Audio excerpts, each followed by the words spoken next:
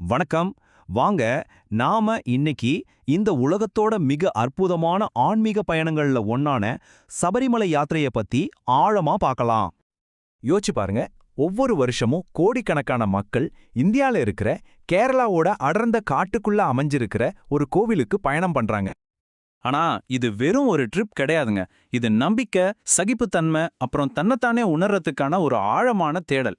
சொல்லப்போனா அந்த முதல் அடியை எடுத்து வைக்கிறதுக்கு பல நாட்களுக்கு முன்னாடியே இந்த பயணம் தொடங்கிடுது. சரி, முதல்ல நாம அந்த இடத்த பத்தி தெரிஞ்சுக்கலாம். அதுதான் ஐயப்பனுக்காக அர்ப்பணிக்கப்பட்ட சபரிமலை கோவில். இங்க ஒரு சுவாரஸ்யமான விஷயம் என்னன்னா, சபரிமலையோட நாயகனான ஐயப்பனே ஒரு சக்தி வாய்ந்த ஒற்றுமையோட வடிவந்தான். இந்த தத்துவம்தான் இந்த முழு யாத்திரையோட மைய கருவா இருக்கு. சபரிமலை யாத்திரை எங்க இருந்து ஆரம்பிக்குதுன்னு நினைக்கிறீங்க? மலையடிவாரத்துல இருந்தா? இல்லவே இல்ல.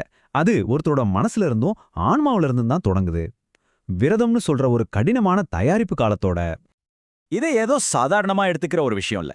வரப்போற அந்த ஆன்மீக பயணத்துக்காக ஒருத்தர் தன்னோட அன்றாட வாழ்க்கையே முழுசா மாத்திக்கிற ஒரு பெரிய அர்ப்பணிப்பு. சோ இந்த விதிகள் எல்லாம் எதுக்குன்னு பாத்தீங்கன்னா, அந்த உடல் ரீதியான பயணம் தொடங்குறதுக்கு முன்னாடியே ஒரு யாத்ரீகருக்குள்ள பணிவை வளர்க்கவும் உலக ஆசைகள்ல இருந்து அவங்கள விடுவிக்கவும் தான் இது எல்லாமே வடிவமைக்கப்பட்டிருக்கு. சரி, அந்த 41 நாள் விரதம் முடிஞ்சதும் இப்போ உண்மையான உடலை வருத்துற கடினமான பயணம் ஆரம்பமாகுது.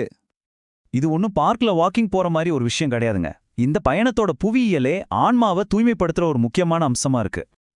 இந்த பயணத்தோட சவாலை கொஞ்சம் பாருங்களேன். பக்தர்கள் ஒரு புலிகள் காப்பகம் வழியா நடந்து போறாங்க. இதுக்கு உடல் வலிமை மட்டும் போதாது, இயற்கை மேல ஒரு பெரிய மரியாதையும் தேவைன்னு இது தெளிவா நமக்கு காட்டுது.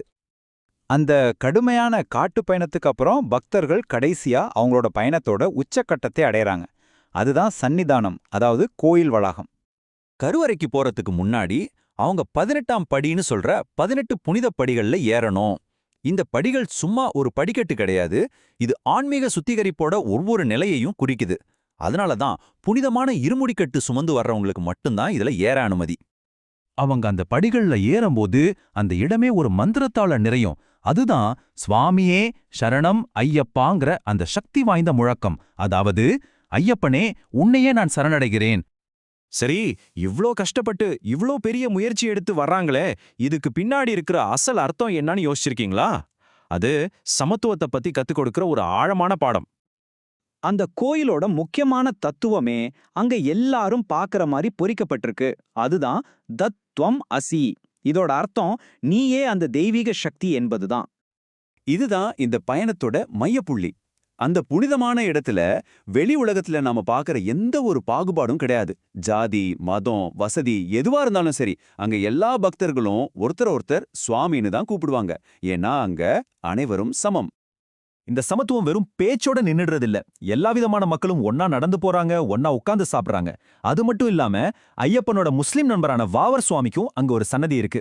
ஆக இந்த பயணம் ஒரு சக்தி வாய்ந்த சகோதரத்துவ உணர்வை உருவாக்குது. அப்போ பாத்தீங்கன்னா, சபரிமலைங்கிறது வெறும் ஒரு கோவில் மட்டும் இல்ல. அந்த 41 நாள் விரதத்துல இருந்து கடைசியா எல்லாரும் ஒன்னா சேர்ந்து சொல்ற சரண கோஷம் வரைக்கும் இந்த முழு அனுபவமே ஒரு தனி மனிதனை மாற்றுவதற்காகவே வடிவமைக்கப்பட்டிருக்கு. கடைசியா ஒரு கேள்வி.